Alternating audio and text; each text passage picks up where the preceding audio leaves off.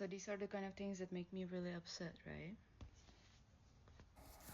So this is no hate to that creator at all. But just I'm made maps for the last 10 years of my career, and in geospatial information services, GIS is what they call it, part cartography. But anyway, I thought I would just share with you, as soon as that was my profession, that it's not really a nefarious thing. It's really just the math behind and the science behind making a globe flat. It's called projection, and not like that kind of a projection. You can look it up, but it's the calculus that they use to maintain size without distortion, depending on where you're at in the world.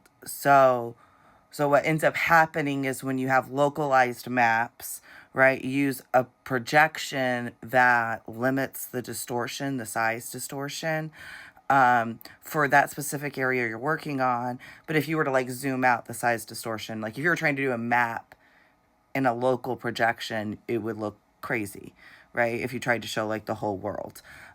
So it's not really a nefarious thing. I know that doesn't and I think maybe there's different projections people can use that standardize, or it's just where you're centering, right? So I guess I can understand if that's the problem that you're saying.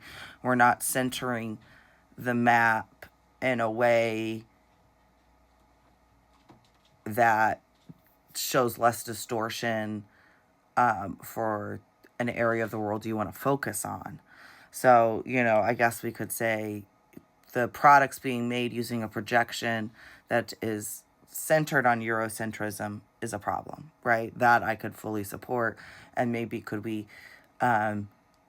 choose another place, right? But you're just going to choose a place that's accurate and in scale, and you're going to choose a place that's distorted. And that's all maps. And that's just the math of making a globe flat.